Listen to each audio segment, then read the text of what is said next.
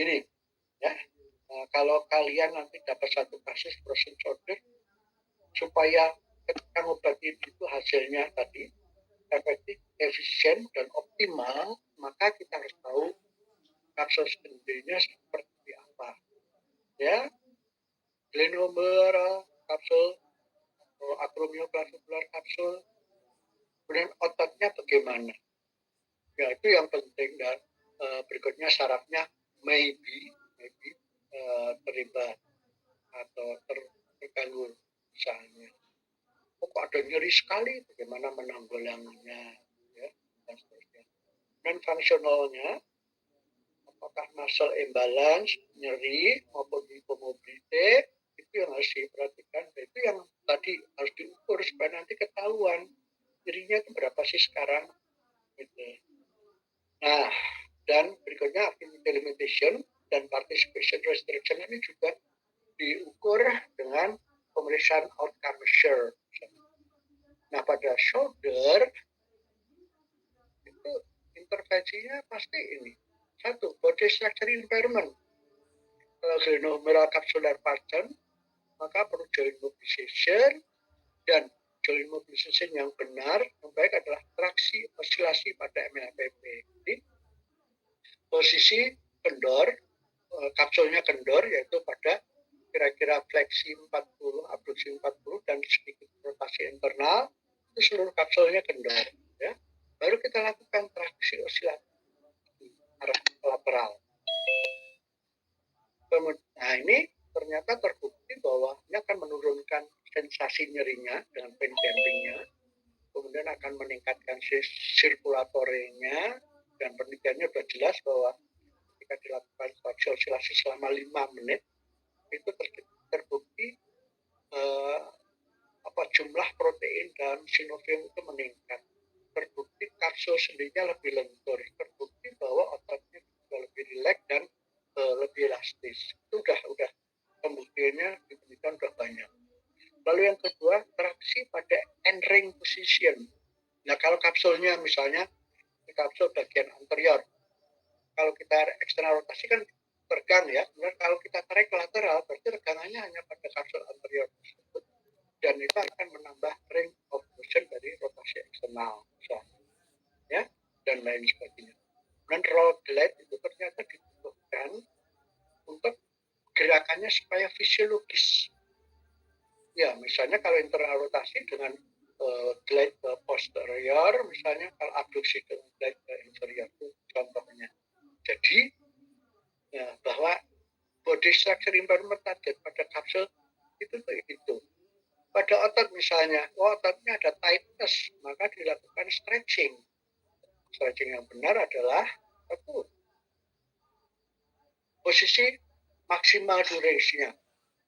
Ketika itu springy and bill, kemudian tahan, lemaskan dulu, lalu kontraksi kira-kira optimal, kira-kira 30%-nya atau 25% dari kekuatannya, kemudian tahan selama 7 detik, dan relax lagi lemas. Dan ini sudah terbukti bahwa terjadi relaksasi otot dan mudah diregang. Contoh lagi, ini terjadi humerus anterosuperior glide position. Jadi humerusnya ternyata posisinya lebih ke atas dan ke depan. Berarti maka Anda boleh lakukan static inferior traction dan posterior glide. Jadi tarik aja ke bawah dan ke posterior. Nah, ini untuk kalau misalnya masalah body function impairment yang sampai satu body functionnya ya. Nah, postur itu kalau misalnya tidak kita benerin, ya nanti ketika bergerak nanti terbentur, terkunci lagi, sehingga ya nggak akan optimal penyembuhannya. Dan dilakukan mobilization with movement. Artinya apa? Dikoreksi di posisinya ke samping, ke bawah, kemudian baru lakukan aktif gerakan, misalnya gerakan memukul atau gerakan fleksi. Kemudian disability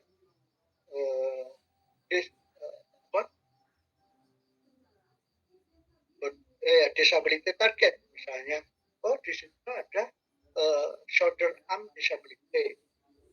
Ya, bagaimana kita itu? Ya udah dilakukan education dengan functional activity and participation education.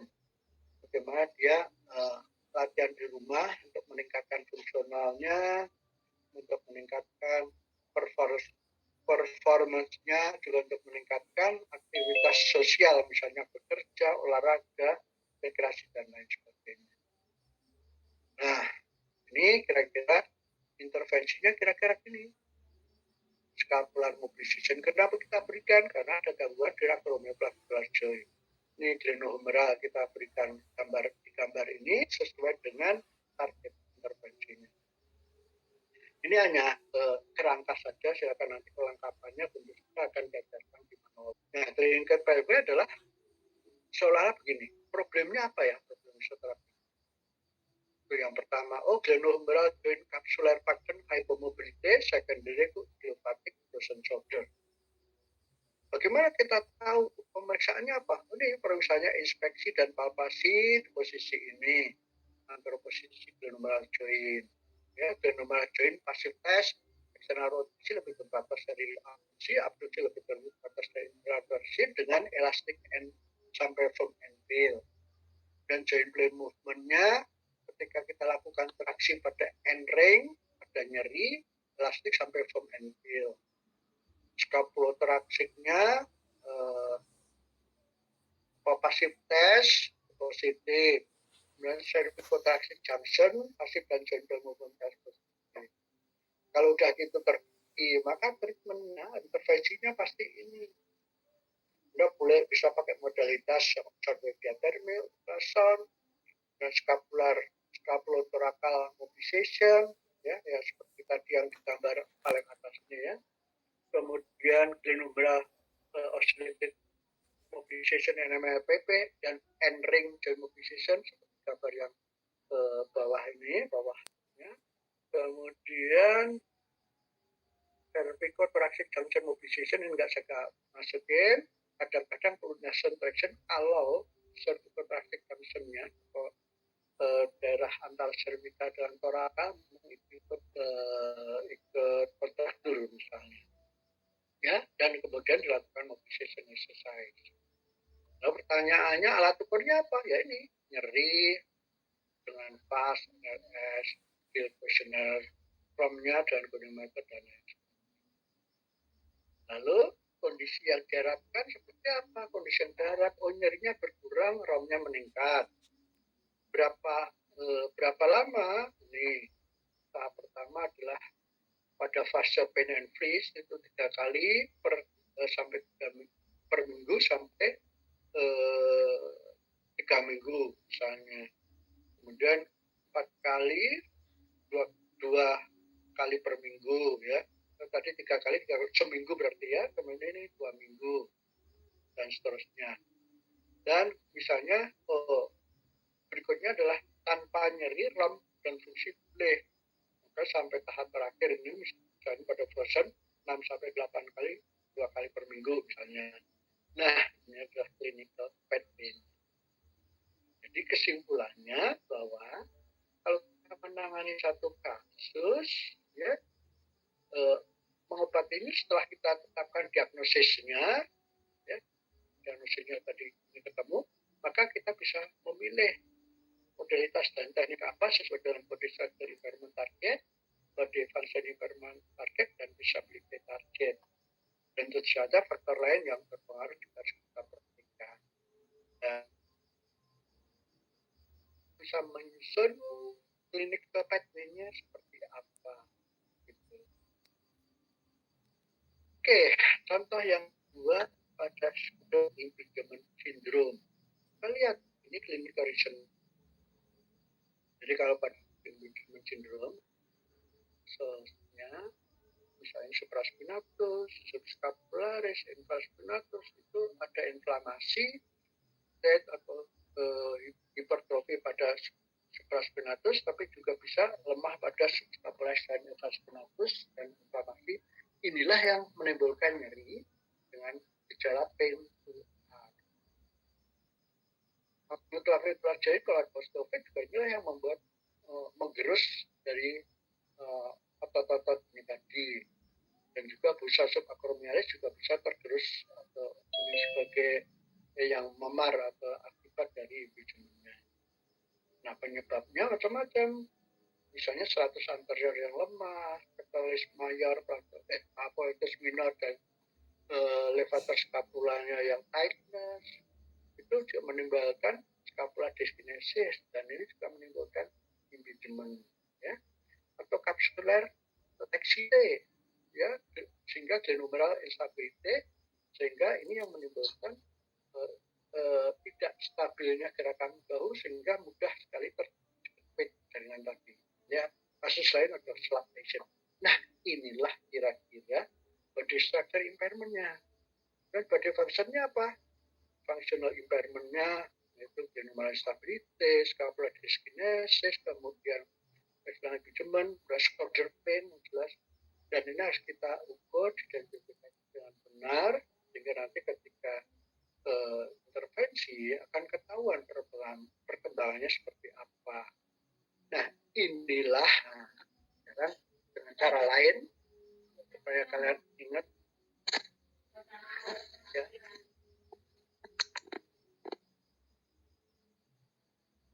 Ya. Oke, sambut. Oke, jadi yang pertama berarti body function impairment targetnya adalah hipertrofi dan tegangnya supraspinatus, berarti perlu static direction. Nah, ini kalau kita bahas tadi dengan poin per poinnya, ya. Capsular ligament laxity berarti joint stability. Kemudian tightness and weakness pada scapula berarti perlu scapular muscle stretching atau strengthening. Penebalan kapsul acromioclavicular atau munculnya stopik, maka perlu mocket mobilization, ya, mobilisasi kayak kucing mall. Ini kalau kita ngomongin body structure-nya. Kalau kita adalah target dalam body function impairment target, posisi head of humerusnya yang tinggi berarti perlu traksi ke inferior. Ya. Glenomerular instability perlu stabilisasi exercise. Scapular dyskinesis perlu scapular balance exercise. Dan hypomultiacromioclavicular joint, sternoclavicular joint yang menimbulkan painful as, maka perlu mobilization. Ya. Activity limitation juga begitu. Jadi karena angkat lengan berarti exercise under caudal traction. Nyeri aktivitas tertentu pada posisi tangan tertentu perlu exercise pain free teknik. Terbatas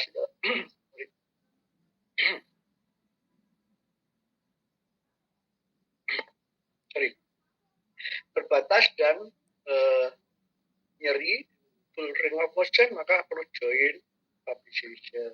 Nah, hambatan partisipasinya kerja olahraga ataupun rekreasi menggunakan tangan itu perlu specific training atau dan education. Ya, untuk prognosis faktornya baik itu yang negatif atau yang positif itu perlu edukasi. Nah, jadi berarti kita simpulkan body structure impairment, body function impairment, dan targetnya itu jelas. Ya, pada saudara impingement. Ya, tadi akselerasi dan seterusnya. Nah, ini gambarannya bagaimana kita melakukannya prosedur traksi ke inferior. MBM yang kedua, gambar kedua, dan bawahnya adalah bagaimana kita melakukan stretching dari levator scapula. Ya, jelas sekali. Dan inilah clinical pathway-nya. Ya, jadi contoh-contoh tadi sebenarnya banyak dari yang belum kita diberikan, seperti misalnya subacromial traction, translation static, misalnya transaksi caudal static, atau mobilisasi subcaudal traction atau MBM misalnya, mobilisation under caudal traction, contract exciting, dan sebagainya. Nah, kira-kira ini alat ukurnya apa juga udah jelas. Ya, dan kondisi yang diharapkan apa? Nyeri berkurang tiap kunjungan dan fungsi normal lebih kurang dalam 2 sampai 4 minggu. Ya, jumlah kedatangan yang kita harapkan adalah ini. Ringan 3 kali seminggu 1 sesi, yang sedang 3 kali seminggu 2 sesi, yang berat 2 kali seminggu 4 sesi, misalnya 4 minggu. Nah, kira-kira itu. Nah, inilah program seorang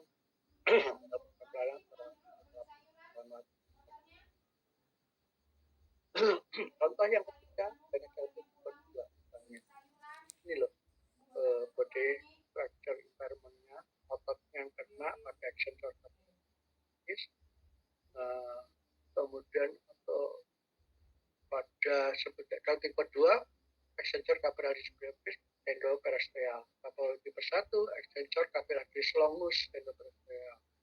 Kalau tipe 3 beli sayur sama siapa, Mak? extensor capillaris brevis yang Mak, endomuskular. tuku sayur karo sapa lho, biasa wae lho. Itu sendiri. Ini khusus untuk tipe 2 nih. Oke, di samping itu juga upper extremity muscle itu juga berpengaruh. Misalnya elbow positional fault, positional atau elbow fault alignment fault. Jadi alignmentnya terlalu vagus atau terlalu varus itu juga akan menyebabkan terjadinya tennis elbow karena kerjanya tidak balance, tidak optimal. Ya. Berikutnya kapsul ligamen, kapsul kontraktur, misalnya kolateral medial kontraktur, ini juga akan berpengaruh. Ini adalah body structure impairment. Body function impairment-nya geraknya menyimpang, kemudian nyeri siku dan hypomobility itu ketika ini. Activity limitation dan participation restriction-nya seperti ini ya, misalnya grip, dexterity, ADL. Kalau body participation restriction-nya seperti kerja, sport, recreation, dan kontak faktornya ini. Dan ini maaf pemeriksaannya, kemudian intervensi ini. Bagaimana ini gambar yang atasnya adalah transverse flexion yang diberikan di atas itu, kemudian yang gambar bawahnya adalah myofasciitis atau functional massage. Ini gambarnya. Dan ini sudah bisa kita tetapkan dengan pasti berdasarkan epidemi. Ini berikutnya adalah bagaimana pain free grip strength. Berikan ini gambar-gambar ini penelitiannya ya oleh Bill Vicenzino yang sudah teruji kebenarannya oleh Profesor Bill Vicenzino. Oke, nah ini clinical pathway-nya. Ya, kalau pada tendoplastia tipe 2, kayak ini tesnya, symmetric wrist extension test, Mills test, pain free grip test, palpasi, kemudian intervensinya ini, jumlah kedatangannya ini, dan kondisi yang diharapkan ini. Ini alat ukurnya, saya lupa nggak masukin ya, alat ukurnya pain dan pain free strength-nya berapa, pain free strength-nya, lalu mobility-nya bagaimana. Oke, lanjutkan lagi contoh yang berikutnya adalah pada carpal tunnel syndrome. Ini juga ya, sama seperti yang tadi. Body structure impairment, tendon flexor digitorum yang tebal maka akan mendesak saraf nervus medianus sehingga jadi semutan. Ligamentum carpi transversum yang memendek akan menyebabkan carpal tunnel-nya sempit, terjadi kompresi. Os lunatum yang subluxasi itu langsung mengiritasi pada nervus medianusnya. Dan nervus medianus sendiri itu karena kompresi akan terjadi inflamasi, anoksia, akhirnya menyebabkan paresthesia, neural adhesion, dan menyebabkan ototnya juga bisa weakness, lemah atau paresis. Dan functional impairment-nya berupa nyeri, masa paresis, ya, dan seterusnya. Nah, ini adalah assessment-nya. Ini intervensinya. Mungkin saya salah ngambil file, tapi kira-kira body structure impairment targetnya dari seterusnya. Ini gambar di atas adalah ya, terbuka nanti tekanan atau kompresi pada sarafnya. Yang gambar yang kedua adalah manipulasi oslunatur. Gambar yang ketiga adalah untuk sarafnya sendiri, bagaimana dilakukan neural mobilization. Ya, ini clinical pathway-nya. Jadi semua yang kita ini jelas, sampai problemnya apa, asesmennya apa, intervensi apa, jumlah kedatangannya apa, lalu kondisi apa yang diharap. Ini jelas. Ya. Berikutnya di leher nih, spondyloarthrosis cervicalis. Ya, mungkin ada sedikit, tapi kira-kira diskus, kapsul, faset, masa dan sebagainya ya, itu udah bisa kita tetapkan. Ya, kenapa? Oh, ada diskusnya trapos instabilite atau jadi menimbulkan hypomobilite. Faset atau sini joinnya erosi sehingga terjadilah subondal inflammation, bahkan bisa menimbulkan osteofit ya, lebih jauh ya, dengan menyebabkan extension pain. Ototnya juga kita bisa spasm atau lemah, sarafnya saraf nosisensoriknya hipersensitif ya, tambah lagi otonom jadi simpatetik hiperaktivite sehingga terjadilah gangguan konsentrasi ya, dan nyeri misalnya parestesias juga ada ya. Kemudian nah ini function impairment atau bagaimana function impairment-nya, muscle imbalance, hypomobility, neck pain, kemudian postural deformity ya. Nah, ini gambarannya jelas. Jadi kalau kita mau mengkaji, maka sudah jelas seperti itu, pemeriksaannya ada, intervensinya ada. Jadi dengan kuliah ini kita berharap bahwa fisioterapi Indonesia jangan mundur, kan ini jelas melihat ya, pada cervical spondyloarthrosis, body structure impairment atau anatomic impairment targetnya nih, joint surface, maka perlu traksi osilasi, posisi fleksi, nuts, mobilization, gapping, mobilization, atau kalau capsular function berarti 3D flexion, mobilization, and ring mobilization, dan manipulation. Ya, salah ketik.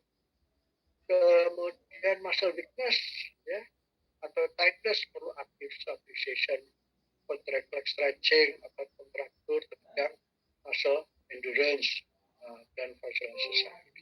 Ini adalah body structure impairment target. Kalau body function impairment target nih, forward and posture berarti harus dikoreksi, instability harus dibuat stabil, hipomobility harus dimobilisasi, dan nah ini prosedur intervensinya.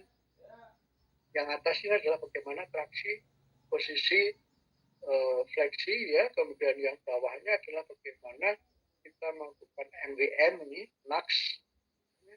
Kalau yang bawah tengah ini adalah 3D flexion. Ya, kemudian yang paling kanan ini adalah contract leg stretching. Ya, kontraksi dulu kemudian leg rekam. Ini prosedurnya. Berikutnya HNP lumbal. Ya, kurang lebih sama, diskus saraf dan sebagainya, analisisnya seperti apa. Kita bisa tetapkan itu, dan ini gambaran lebih detail lagi. Kalau diskus menonjol berarti perlu reposisi plus khusus. Tekniknya apa? Misalnya traksi osilasi pada posisi lordosis. Misalnya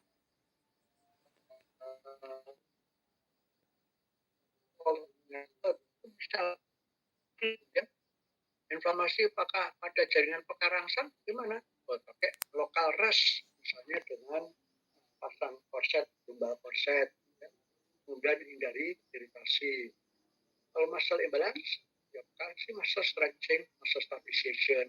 Kalau ada perlengketan pada sarafnya, nerve gliding. Atau kalau tegang saja, neural mobilization. Ini jelas. Yang merah ke solvingnya, problemnya apa, solvingnya apa, masalahnya apa, penanggulangannya apa.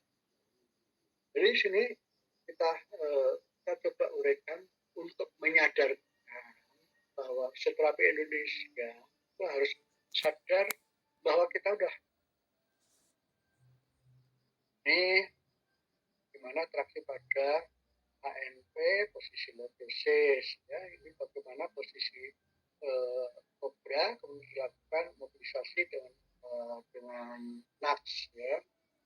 Lalu ini yang bawah ini yang ini adalah gambar emergency extension exercise.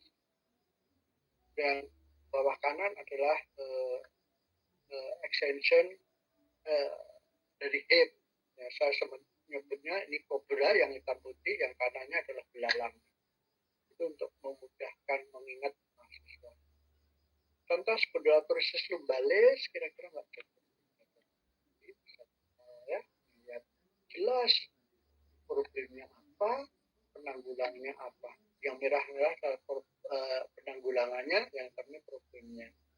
Kami ingin menggambarkan bahwa teknik metode terapi itu ratusan. Ini adalah body structure impairment target, body function impairment target.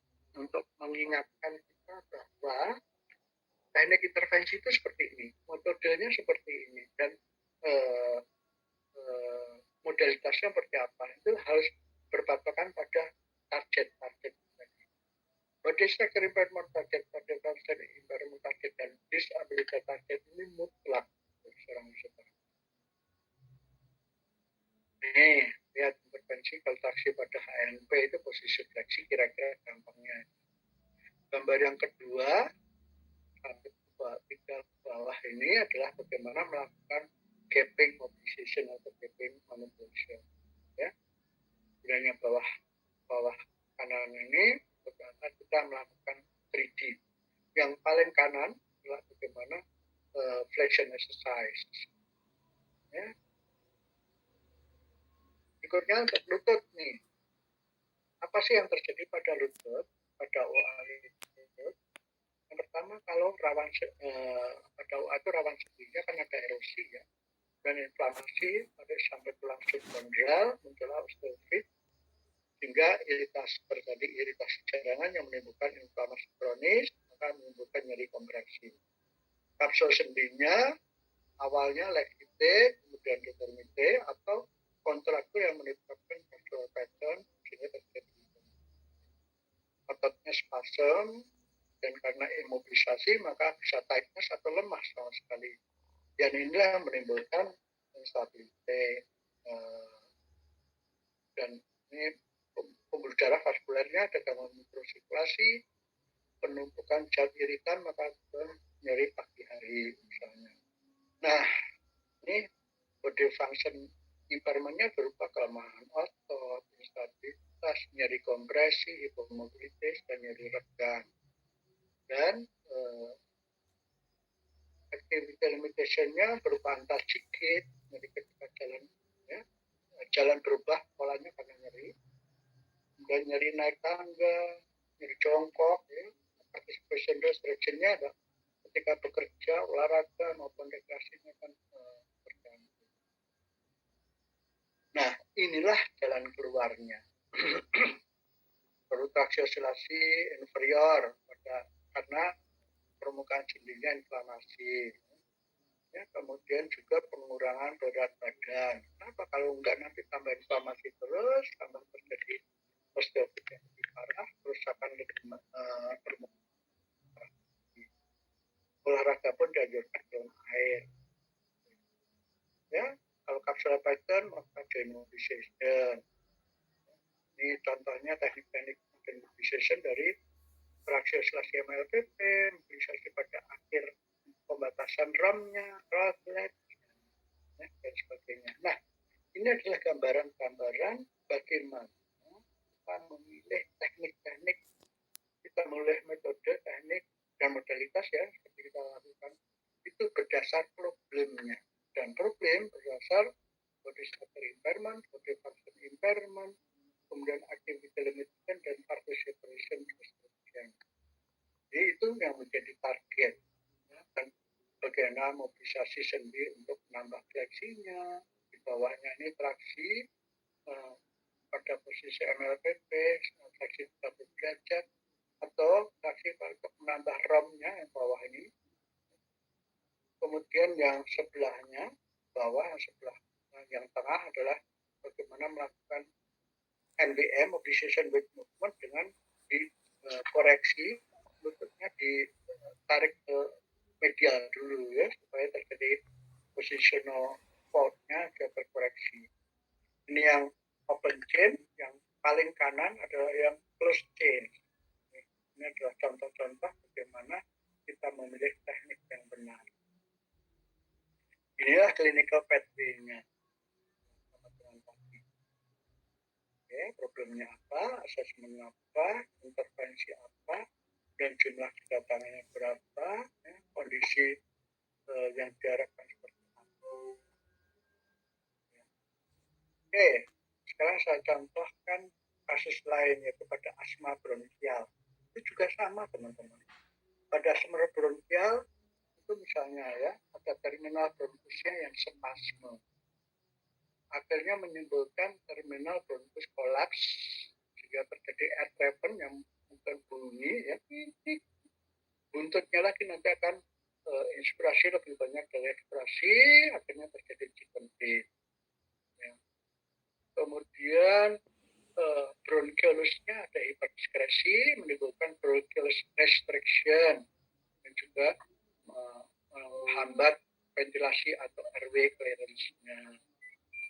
Kemudian alveolar hiperelasticity dan alveolar hiporespiratory menyebabkan hiperventilasi, diaphragmatic tightness, ya, dan ini mengaruhi otot-otot pada diafragma.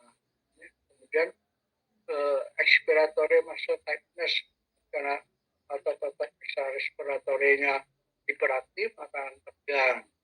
Nah, inilah berupa functional impairment-nya berupa lower lobes hypomobility, batuk, sesak napas, barrel chest misalnya, atau shoulder protraction position sehingga menimbulkan deformity. Ini masalah.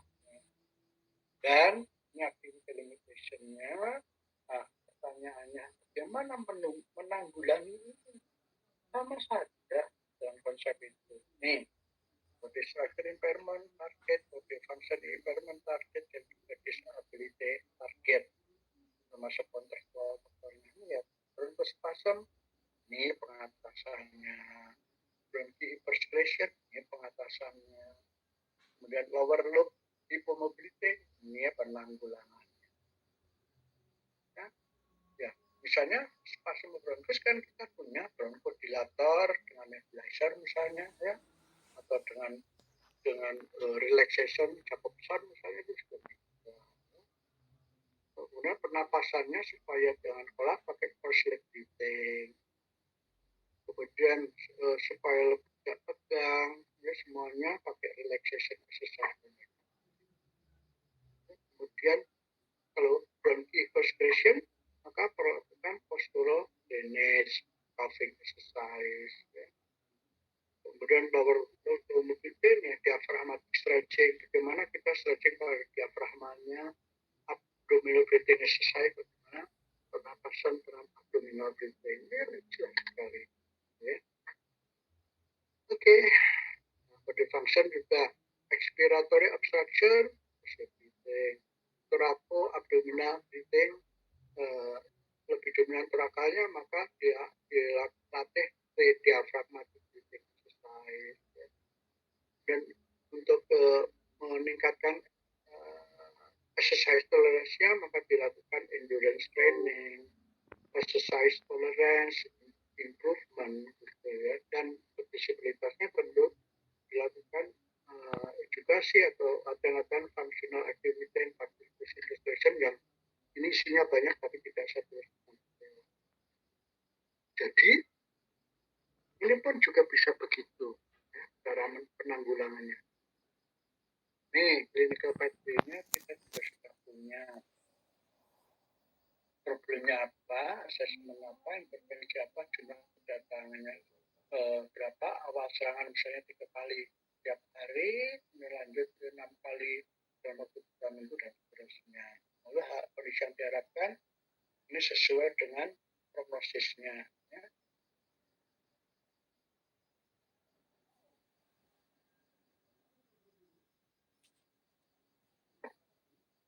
Oke, ini contoh lower leg amputasi, kok bisa muncul di sini ya. Apa-apa lah, ini amputasi. Nah, ini di kasus yang nanti di ini muncul di sini, sorry. Oke, ini spinal cord lesion, kasus neuro. Anatomi impairment-nya apa? Jelas, sarafnya, ototnya, kaki ligamennya, parunya, vaskulernya, kulitnya, itu jelas sekali ada penyimpangan atau gangguan-gangguan yang perlu diidentifikasi supaya semua yang kita lakukan itu tepat sasaran. Hasilnya bisa efektif dan efisien. Seperti yang saya sampaikan minggu lalu. Efektif itu berarti mobilitasnya nggak terlalu banyak, tapi hasilnya optimal. Efisien, waktu yang dibutuhkan sudah lama, tapi hasilnya optimal. Nah, kalau pada spinal cord lesion itu kan gangguan sensorik, anestesi, ya. Berarti harus kita pikir bagaimana kita mengatasi ini. Kita lakukan training, misalnya pada anestesi, nanti bisa terjadi hipoglus, bagaimana kita mencegah hipoglus. Dan kalau ada anestesi, berarti dia duduknya seperti ngambang, bagaimana kita mengajarkan. Gangguan motorik, tetapi gangguan bladder bowel, jadi bagaimana kita tetapi mengajarkan mixi defekasi yang benar dengan bladder bowel. Ya. Kenapa? Karena ini ada inkontinensia atau inkontinensia urik atau alvi misalnya. Ini harus kita latih, kita tangani. Otot yang paraplegik, flexip pada lower motor neuron lesi, spasi pada upper neuron lesi, ya ini di bawah level lesi atau tungkai yang belakang ini bagaimana kita mensiasati ini supaya pasien masih tetap bisa aktivitasnya atau kegiatannya tidak bisa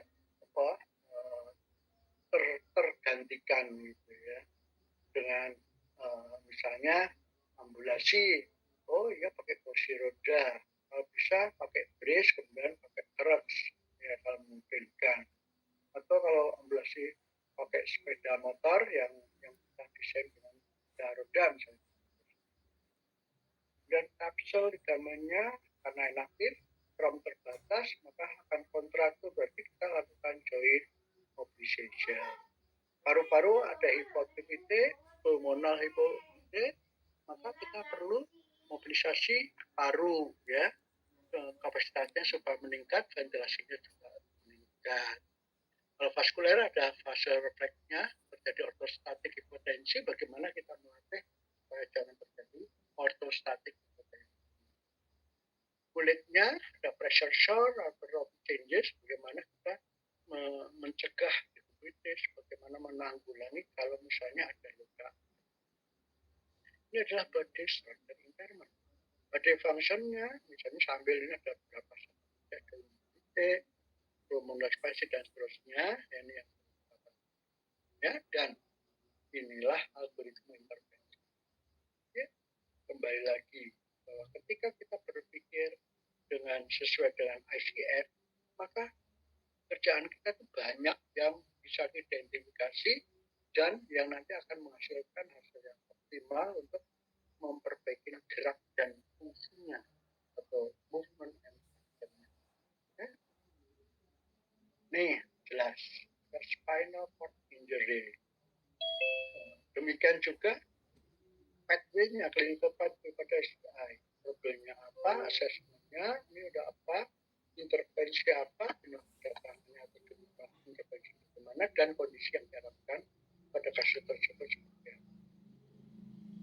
Ya, jadi kami akan kembali pada kasus neurologi pun bisa kita lakukan dengan detail. Jadi ketika kita melakukan tidak massal, ya, intervensinya seperti misalnya pasif mobilization, kemudian muscle stretching, lalu tilting catalyst exercise, basic functional training, lalu transfer training, active training, dan withdrawal training. Nah, alat ukurnya. Oke. Baik. Ini sekarang ke integumen ya, burn and pressure sore. Ini burn atau combustio ya, kita ngomongin proses integumen. Anatomi kipernya apa? Ya kulitnya, ototnya, absornya, vaskularnya bisa terganggu semua. Harus kita identifikasi sehingga gangguan fungsi seperti hypomobility, muscle imbalance, gangguan paru-paru akut, deformity itu harus bisa kita tanggulangi. Dan untuk activity limitation participation restriction-nya pada kondisi kita bisa tanggulangi. Ya, dan inilah intervensinya. Berikutnya pada laparotomi, misalnya bedah perut pada sesar misalnya ya, pada kasus kesehatan wanita. Ini jelas kalau ada laparotomi, nanti gangguan anatomi yang mungkin terjadi pada paru-parunya, lower lobe-nya itu akan terjadi inaktivitas, maka menimbulkan vital kapasitasnya kurang, bronkusnya bisa hiperskresi, post ini bukan posi ya, post kalau saya ketiknya, post narkosa itu akan menimbulkan hiperskresi, batuk, sesak napas, jantungnya bisa takikardi, fatigue atau hypotension, ototnya diafragma bisa tightness, gangguan otot abdomen bisa weakness dan sebagainya, sehingga menimbulkan body function impairment berupa posisi yang jelek, bad posture, sesak napas, deformitas, exercise tolerance sehingga gampang capek dan sebagainya. Ya, dan ini lebih lanjut lagi adalah activity limitation dan participation restriction-nya berupa gangguan penurunan ADL, penurunan ketahanan ambulasi, penurunan ketahanan kerja, hambatan olahraga, dan ini bisa kita tanggung. Ya, inilah algoritma intervensinya pada pos laparotomi. Ya, semuanya bisa kita susun begini. Ya, ini clinical pathway-nya. Ya, ini gambaran bagaimana intervensi yang kita berikan. Berikutnya, pada intervensi itu juga dibutuhkan instruksi dan pendidikan terhadap klien sehingga bisa minimal dia bisa latihan di rumah ya dengan informasi yang benar, kemudian tidak melakukan kesalahan yang tak boleh ya jangan dilakukan, yang dianjurkan ya harus rajin. Karena itu perlunya sebagai pendidikan artinya adalah kita bisa melakukan edukasi kepada pasien, kepada keluarganya, kepada masyarakat, atau pelatihan kepada pasien klien dan familinya. Instruksinya juga jelas sehingga kita bisa misalnya dengan diberi leaflet, latihannya begini di rumah ini dan sebagainya ya, dengan beberapa penjelasan. Ya. Dan fisioterapis harus bertanggung jawab atas instruksi tersebut. Oke, instruksinya apa? Pemahaman informasi sakit, kemudian bagaimana kelas atau exercise massal, proper body mekanik, lifting teknik, home program, sebagai support, dan adaptive device. Kemudian komunikasi dan koordinasi itu juga bagian dari intervensi ya. Komunikasi yang baik maka hasilnya kalau komunikasi yang buruk hasilnya juga kurang memuaskan. Koordinasi juga kenapa? Karena ini masing-masing keluarga itu punya peran yang kita berharap jangan berlebihan perannya tapi juga yang kurang atau yang pas gitu. Contoh misalnya gitu, pasien yang perlu aktif ya jangan semuanya ditolong.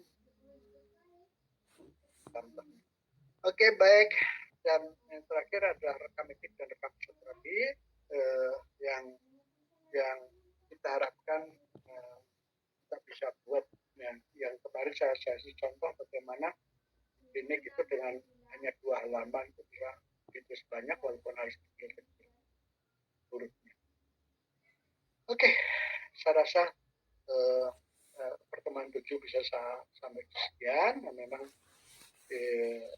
agak cepat, tapi itu sudah kami upload ya di e-learning.